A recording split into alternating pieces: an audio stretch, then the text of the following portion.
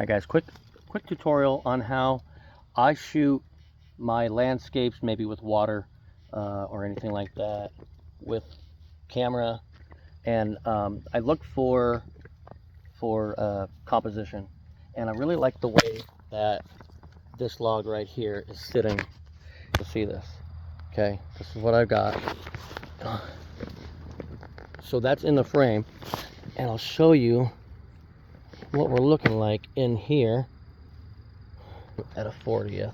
And as I go raise my shutter speed, you can see what it does to the sky, and it brings it back.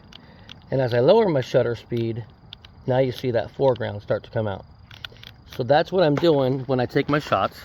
I'm going to bracket my shots. So I'll take a dark shot, and then I'll bracket on the stop, this line going across, right? And if you look, you see that? And as I change my shutter speed, my exposure meter tells me, like right now I'm way overexposed, but then as I bring it this way, now I'm going underexposed. And so what I'll do is I'll take a shot way over here at number 3, overexposed, then I'll take another shot here at 2, and then another one here, another one there, and I'll just go all the way across until my highlights, which is the sky, way up there. And you'll see how I have to bring it down until my highlights actually get darker, and then I will put them in Lightroom, and I'll stack it to do HDR. I'm going to adjust my CPL filter, which is right here in the front. Okay, and I'm going to turn this. You can see it turning, and I'm going to turn that for the reflection on the ground and the sky. Well, they're not reflection in the sky, but it'll adjust the sky. So watch this. You'll see that I'm going to go around here, and you might be able to see the sky change. See how the sky gets darker and lighter? You want it to be darker. Lighten it up a little bit, and I'm going to focus in on the tree way up there, and I'm going to focus on the tree. Come back out. Off. Turn that off right now. Autofocus off, stabilizer off, manual focus. Everything else is on manual. Using the manual set right here. Okay. And just so I don't mess around with anything, I've got this thing hooked up. So I'm going to use this, and I took the picture. And you'll see it's real bright, but you can see that log in the front. Now I'm going to go to 2. See my exposure meter. Now I'm at 1/6 of a second. Hit it. Okay, you're starting to see that background starting to come up. Watch my exposure meter. There you go, 1/13 of a second. Gonna hit it there. You can hear it getting faster too, and now you're starting to see more. We'll do it again. This should be what it's saying is even exposure. Should be able to see mostly everything, but the sky's still blowing out. So now we got to work on that sky. It's 1/50th of a second. Starting to see that sky come in. And now we're going to be 2 stops darker. There we go. Sky should be coming in. There it is. We're going to do it again. Now we're at 3. Now you should be mostly seeing the sky and anything in the sunlight. I'm going to go again. I'm at 400. And then just for a couple highlights, just for safety, I'm going to 8. And it should only see the sky. There it is, pretty much. Got high. And then we'll have the next one. A little brighter. A little brighter. Brighter. See where that light starts coming in? Now you can see that front. There it is. And that's how I bracket my shots for an HDR. And now I'll take it into Lightroom and I'll stack it for HDR, and then I'll make my adjustments, and you'll see how that works out. I dropped all my stuff into Lightroom. As you can see, I'm here in Lightroom. So what I'm going to show you is here is my bright one, and then as you can see, we'll go down as all of those ones, and there's the darkest.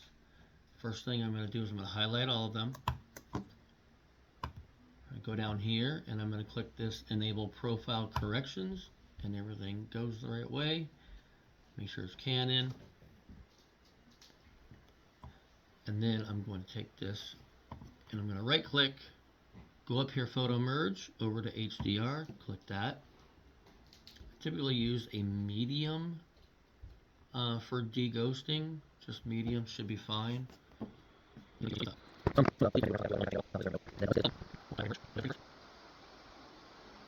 Here's your preview. Now you got all the darks down here are lit up and all the lights up here are darkened down. We're just going to click merge.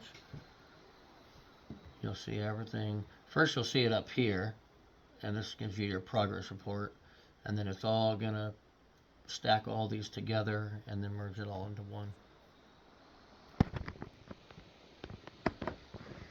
There we go. Alright, now we're going to go over here. We'll go over on the right. We'll pull this all the way up. First thing we're going to do is, I see some of these spots, and I'm going to take care of these spots right now.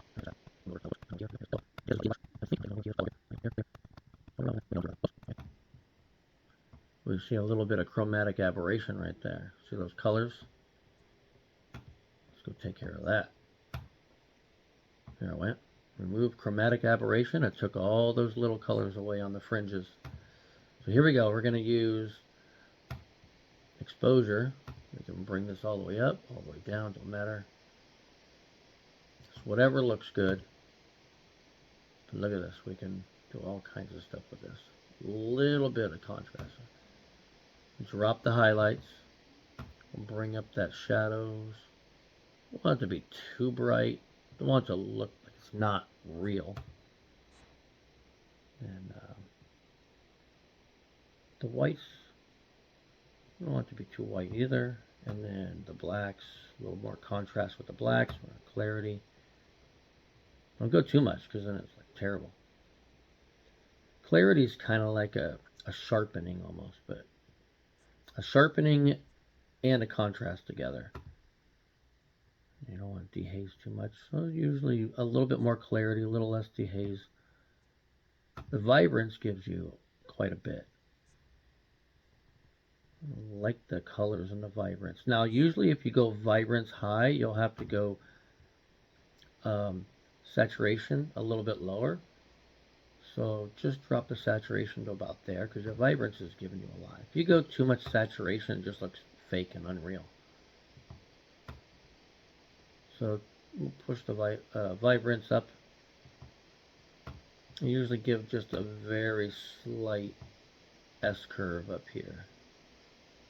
Very slight. Now this is where I like to mess around with things right here on this, the HSL, the color thing. So first I start with my luminance. I'll see if there's any red. There's no red anywhere. But this one you'll see the difference in color. See that? And it only messes with that color. So you don't want to go too bright, too dark. Just a little. Same thing, see?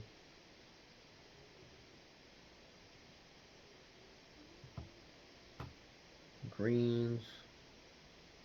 See the greens down here toward the bottom, but you also got greens up here. You don't want it to look fake. Blues in the sky. I don't want that to look too fake either. And then what I'll do is I'll use this graduated filter, or I'll even use a radial filter up here on the top. But I'll wait till I'm done with this stuff first. See that red? It looks so fake. So you can't do too much of that, but you can bring a little bit of it in because some of the colors are out there. And now all we're doing is we're just bringing them in. Gives a little warmer feel.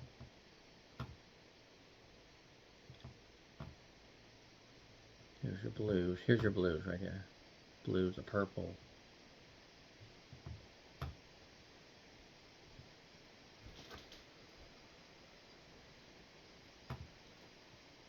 And then we'll go saturation. You'll see the saturation and what it does. It just works on those particular colors.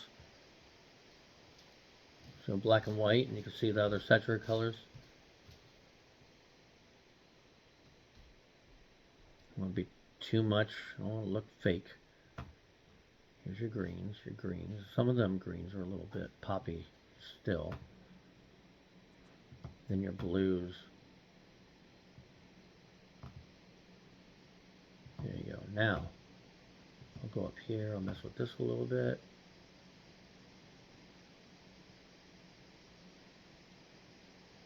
So I had my setting on my camera on shade. And what that does is that kind of saturates, but gives it a real warm temperature. And so now I'm just cooling it down a little bit to make it look a little bit more like what it was. Sometimes I give a little bit of this bottom one down here, barely, but not much. It was at -2. Yeah, 4 is about right. Looks really good. Now I use the sharpening, but then I mask. So basically what the sharpening and mask does is it goes on the outer edges of anything that's got an edge on it. It just kind of sharpens that edge. And then I'll throw a little noise reduction because there might be a little bit of noise down here. Just a little. And this is pretty much about it. Let's see what we can get with the radial. So I'll run a, whoa, not up here. Nope. I'll run a radial right up here. You want it to look mostly the same. But see, when you go like this, you can see where it fringes. And you don't want to fringe, you want it to look as normal as possible. And now that I did that, watch this. Whoops. See, there's a little bit of fringing right there on the outer edge, and I really don't like that. So I'll take that radial. I'm going to push it up just a little.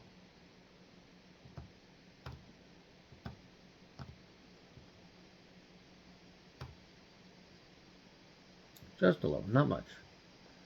We'll make another one right over here, just to kind of take care of those blues. Not much. Just a little bit.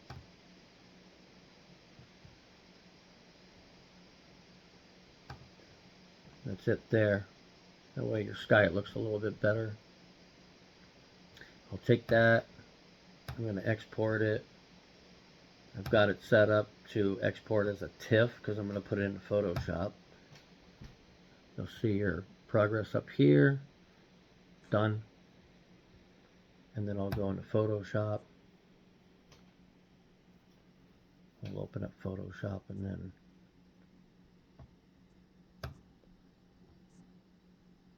we will open this.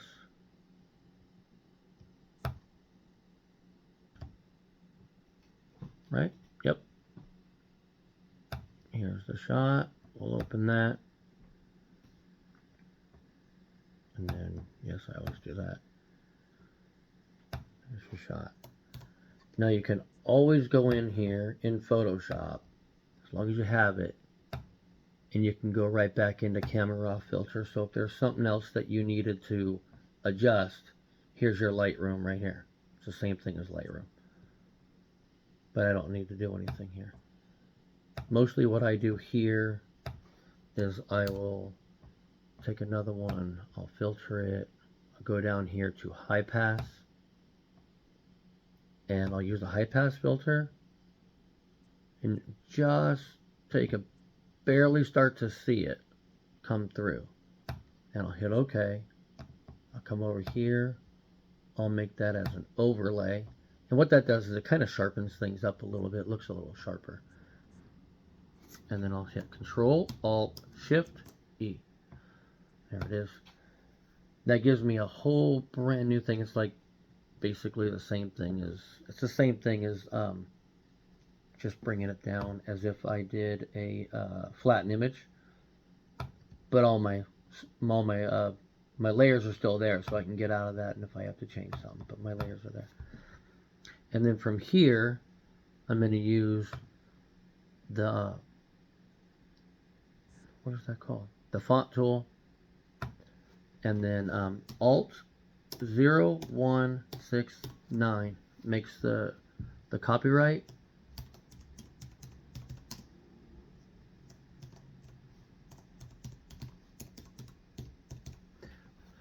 Control Shift S to save it. Save as JPEG. And we'll make that a 1 just so that way it stays. JPEG stayed there. Always we'll hit a 5 because I've got the watermark on it. Probably HDR. There it is. And there's my photo. Looks really good. There's a little bit of noise and stuff in some of these parts, but I mean, that's a very large photo, so you can make like a pretty good sized photo with this. There's some noise in there. You can see the noise. No big deal though. A little bit of fringing right there. See the fringe? Just a little bit ghosting. That's it. So it's pretty simple to do that.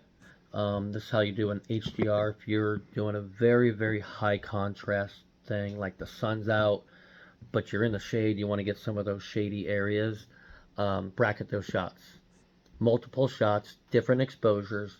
Try to keep it on tripod, and try not to move it around. And then when you bring it into Lightroom, put them together, stack them, merge them down to an HDR, do your editing, and then you could save it that way.